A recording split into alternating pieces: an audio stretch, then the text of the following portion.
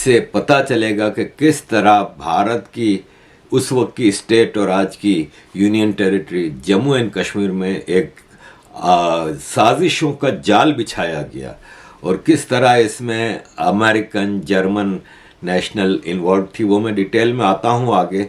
ये अक्सर propaganda videos बनवाई जाती हैं और उसका एक रीजन ये भी होता है कि लोगों की अटेंशन डाइवर्ट कराने के लिए, वरना फिर वो गवर्नमेंट को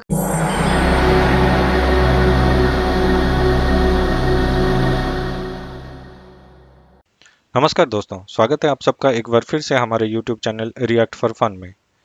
पूरी दुनिया को पता है कि पाकिस्तान कश्मीर को अपने पॉलिटिकल फायदे के लिए यूज करता है। कोई भी प्लेटफॉर्म हो, उधर हमेशा वो कश्मीर का राग आलपते रहता है और पाकिस्तानी पब्लिक भी उन पे भरोसा करता है। बट अभी धीरे धीरे लोगों को ये पता चल रहा है कि जम्मू एंड कश्मीर कभी भी पाकिस्तान का पार्ट था ही नहीं। वो तो यूएन रेजोल्यूशन के वजह से एलओसी बन गया और पीओके अभी फिलहाल पाकिस्तान के कंट्रोल के अंडर में है, बट इंडिया ने कभी उसको एक्सेप्ट नहीं किया है। अभी अगर देखा जाए तो जैसे नरेंद्र मोदी जी पहले, उसके बाद अमित शाह जी, फिर एस जयशंकर जी और अभी recently defence minister Rajnath Singh ने कहा कि पीओके अभी बहुत जल्द इंडिया के कंट्रोल में आ जाएगा। उसके बाद पाकिस्तान अपना प्रोपेगेंडा करना चालू कर दिया है। बट कुछ पाकिस्तानी ऐसे भी हैं जो सच्चाई जानते हैं और वो खुद आज पाकिस्तान की असलियत बता रहे हैं। तो आज के वीडियो में हम ऐसे ही कुछ खुलासे देखेंगे। वीडियो स्टार्ट करने से पहले अगर आपने अभी तक चैनल को सब्सक्राइब नहीं किया है तो प्लीज़ सब्सक्राइब करें और हमें सपोर्ट करें। वीडियो पसंद आए तो लाइक और शेयर भी कर दें। आप अपने कीमती ओपिनियंस हमें कमेंट में शेयर भी कर सकते हैं। तो वीडियो स्टार्ट करते हैं। Thank you so much. China और पाकिस्तान काफ़ी परेशान हैं कि पाकिस्तान के अंदरूनी हालात जिस किस्म के हैं कि अब इनके पास कुछ भी नहीं है, सैलरीज देने के पैसे नहीं है, इंपोर्ट सामान करने के पैसे नहीं है और ये मुल्क हर चीज़ इंपोर्ट के ऊपर चलता है, मोहताज है। तो और ऐसे में बगैर इंपोर्ट के फिर पेट्रोल और गैस ख़त्म हो गया है, डीजल ख़त्म हो गया है, तो किस तरह जंगें लड़ेंगे। तो इनको पता है कि इस वक्त भारत इस पोजीशन में है कि बड़ी आसानी से पाकिस्तान का मामला सेटल कर सकता है। तो इस सारी परेशानी में JNK के हवाले से पाकिस्तान ने एक इंटरनेशनल लॉबिंग और ड्रामेबाजी बहुत बढ़ा दी है। आपको पता है कि पाकिस्तान जंगें तो लड़ नहीं सकता, तो जम्मू एंड कश्मीर के हवाले से पाकिस्तान एक तो अपनी प्रॉक्सी और दूसरा इंटरनेशनल लॉबिंग जिस पे मिलियंस ऑफ डॉलर खर्च किए जाते हैं। अजीज दोस्तों, उसी सिलसिले की एक कड़ी है ये फ़हीम कयानी, प्रेसिडेंट तहरीक कश्मीर UK। इसने कल मंगल के दिन ब्रिटिश पार्लियामेंट में एक कॉन्फ्रेंस कराई। उसमें एक अफजल खान MP है लेबर पार्टी का, उसने ये कॉन्फ्रेंस कराई और कहने को तो उसका जो एजेंडा था उसमें ये था कि हम बात करेंगे जम्मू एंड कश्मीर की यूनाइटेड नेशंस रेजोल्यूशन के हवाले से और वहाँ पे 1 मिलियन इंडियन फौज बैठी हुई है और लोगों को ह्यूमन राइट्स नहीं मिल रहे और वहाँ पे ये हो रहा है और वो हो रहा है सारा कुछ। भारत के कश्मीरियों में आपको 99% कश्मीरी भारत के साथ खुश नज़र आता है, इस वक्त सुकून से प्रॉस्पेरिटी में रह रहा है। लेकिन पाकिस्तान में 99% कश्मीरी गिलगिती बल्ती पाकिस्तान से तंग आए हुए हैं। तो OIC का प्लेटफॉर्म है ना, वो टोटली कश्मीर पे यूज़ होता है। बाकी आपको दुनिया में OIC कभी भी आपको उगर मसले पे बोलती हुई नज़र नहीं आएगी, क्योंकि उगर मुसलमान हैं। बलोच मसले पे बोलती नज़र आएगी, बलोच भी मुसलमान हैं। कुर्द मसले पे बोलती हुई नज़र नहीं आएगी, पठानों के मसले पे नज़र नहीं आएगी, कभी बोलती नज़र नहीं आएगी। जब बोलेगी कश्मीर पे बोलेगी, क्योंकि ये पाकिस्तान के टट्टू हैं। पाकिस्तान ने इनको ख़रीदा हुआ है OIC को।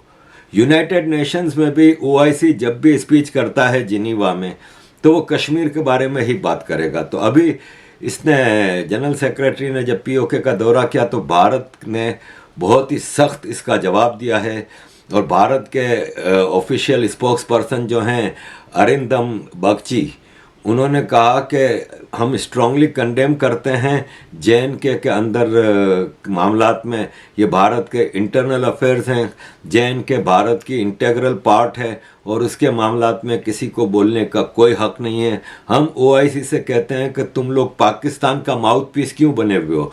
हालांकि आप देखें कि ये 1953 की 55 की पाकिस्तान की पोस्टल स्टैम्प के इस नक्शे में कहीं शामिल नहीं है। गिलगित बल्तिस्तान शामिल नहीं है। बाद में जाके पाकिस्तान ने बहुत बाद में जाके इसको इस्तेमाल करना शुरू किया है कश्मीर को। और 65 के बाद जब इन्होंने देखा कि यार जंगों में तो हम भारत को हरा नहीं सकते, क्योंकि ओनली वन जंग पाकिस्तान ने भारत के साथ की है, उसमें भी ऑपरेशन जिब्राल्टर करके 1965 में वो जंग की गई, लेकिन एक ही जंग लड़ी है जो कि हारे थे। 71 की जंग तो वो भारत से नहीं थी, वो एक्चुअली तो बांग्लादेश में जो ईस्ट पाकिस्तान में Pakistan military Pakistani military forces ने बंगालियों पे जब जुल्म की इंतहा कर दी तो भारत को इंटरवीन करना पड़ा, तो वो जंग हुई थी। वो पाकिस्तान भारत से लड़ने का कोई इरादा उसका नहीं था। और इसके बाद भी कारगिल, सियाचिन, ये सब पाकिस्तान की साजिशें थीं जिसको भारत ने मुंह तोड़ जवाब दिए। तो पाकिस्तान एक्चुअली कश्मीर की प्रॉक्सीज चलाता रहा है। वरना ये देखें, जब यासीन मलिक को सजाएं दी गई थी भारत में अभी पिछले साल शायद, तो इमरान खान की सरकार थी, इमरान खान ने प्रोटेस्ट ऑर्गेनाइज किया। तो ये कश्मीर कमेटी के चेयरमैन जो काले कुर्ते में लेटे हुए हैं, ये सूटे मार रहे हैं, दूसरे साहब सूटे मार रहे हैं, ये प्रोटेस्ट कर रहे हैं कश्मीर के लिए। आप इनको देखें, पिकनिक मना रहे हैं। और ये जितने लोग बैठे हैं, इससे ज़्यादा पुलिस और सिक्योरिटी गार्ड खड़े हैं। खातून हैं Karin Joda Fischer. Karin Joda Fischer German origin की हैं लेकिन अमेरिकन नेशनल हैं। और ये कश्मीर में महबूबा मुफ्ती की छितर छाया में और कांग्रेस की छितर छाया में एक गंदा खेल खेला है, जो मैं आपको डिटेल में बताना चाह रहा हूँ। अजीज़ दोस्तों, कारिन है ना, वो जम्मू एंड कश्मीर में आती है और 10 साल रहती है। इसका वीज़ा एक्सटेंड होता रहता है। ये जर्मन अमेरिकन औरत है ना, वो पाकिस्तान की एजेंसियों के लिए काम करती थी। और अभी जो 76 जर्नलिस्टों को भारत में धमकियां दी गई हैं, उसमें भी इसका हाथ है। अभी अमेरिका में बैठ के काम कर रही है। ये जम्मू एंड कश्मीर में 10 साल रही। और जम्मू एंड कश्मीर की जो, क्योंकि उस वक्त स्टेट थी तो वहाँ पे चीफ मिनिस्टर और पूरी कैबिनेट और पार्लियामेंट होती थी, उसके पावर कॉरिडोर्स में इसका बहुत आना जाना था।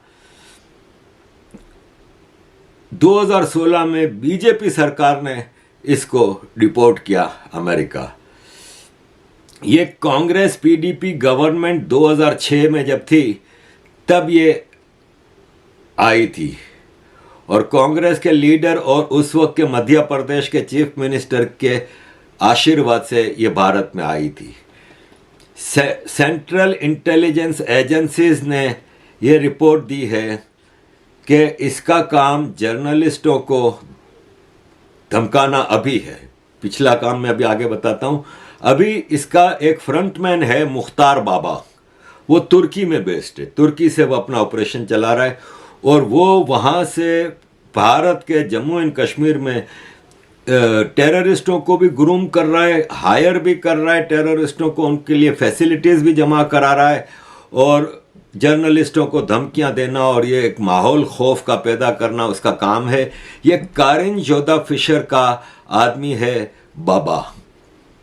ये पाकिस्तान बहुत आता जाता है तुर्की से और भारत के जम्मू एंड कश्मीर में आतंक फैलाने के लिए, खौफ फैलाने के लिए ये मुस्तकिल काम करता है।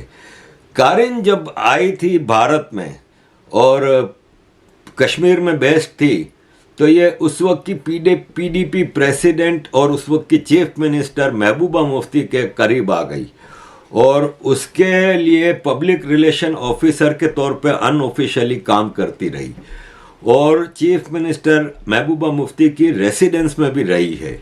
आखिर 2016 में कारिन को बीजेपी सरकार ने डिपोर्ट कर दिया, जबकि उस वक्त चीफ मिनिस्टर महबूबा मुफ्ती ने काफ़ी रेजिस्ट किया कि इसको डिपोर्ट ना किया जाए, लेकिन इसको डिपोर्ट कर दिया क्योंकि सेंट्रल एजेंसीज ने इसको सिक्योरिटी थ्रेट करार दे दिया था। 4 साल ये बगैर वीज़े के रही, आखिरी 4 साल तो इसका वीज़ा भी एक्सटेंड नहीं हुआ था, लेकिन ये रहती रही। जनवरी 2021 में इमरान खान, पाकिस्तान के उस वक्त के प्राइम मिनिस्टर, ने कारिन की फर्म को लॉबिंग के लिए हायर किया कि ये कश्मीर पे पाकिस्तान की तरफ से लॉबिंग करे। पीटीआई का एक नुमाइंदा था बिलाल अहमद गफ्फार, जो कि सिंध से है, वो कारिन के साथ मिलके ये लॉबिंग फर्म चलाता था। इनकी जॉब प्रोफाइल थी government relation, media relations, public relations and grass root advocacy mobilisation in Indian Kashmir.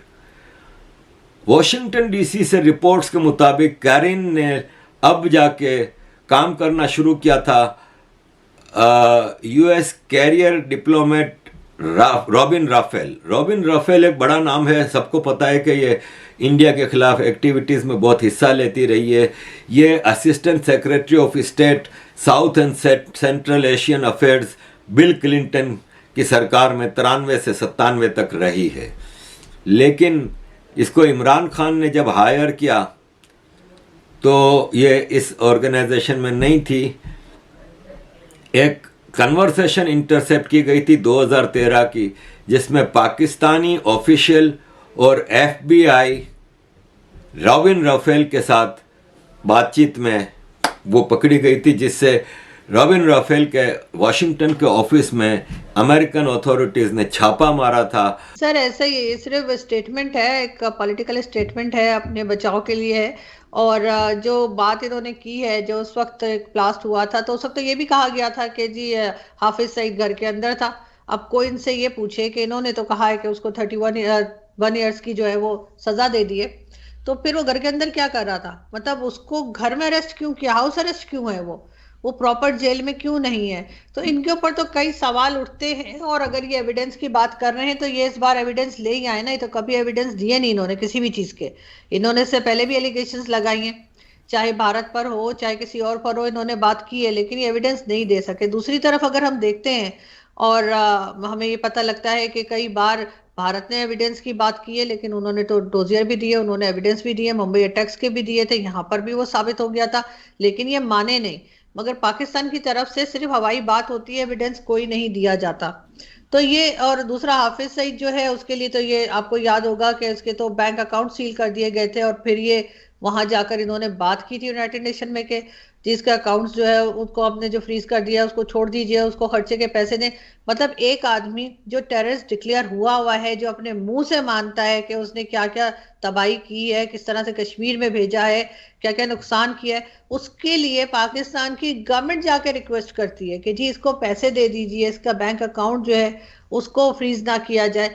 तो ये तो खुद अपने गले में इस तरह की चीजें डालते हैं जिससे ये फंस जाते हैं। और एफएटीएफ में बिल्कुल आपने सही कहा, पहली बार तो नहीं गए, ना ही पहली बार बाहर आए और ना ही आखिरी बार। मतलब यहाँ तो ये चीज चलती रहेगी, इनको आदत हो गई है। थोड़े दिनों के बाद आप फिर देखिएगा दोबारा एफएटीएफ में पहुंचे होंगे और उसके बाद कह रहे होंगे कि भारत ने पहुंचा दिया है। मतलब अपने जो प्रॉब्लम्स हैं, अपनी जो हरकतें हैं, अपनी जो गलत काम है, वो हमने सही नहीं करने, हमने हमेशा दूसरे पे ब्लेम डालना है। और यही पिछली गवर्नमेंट्स भी करती आई हैं और अनफॉर्चुनेटली इस गवर्नमेंट में भी यही कुछ हो रहा है।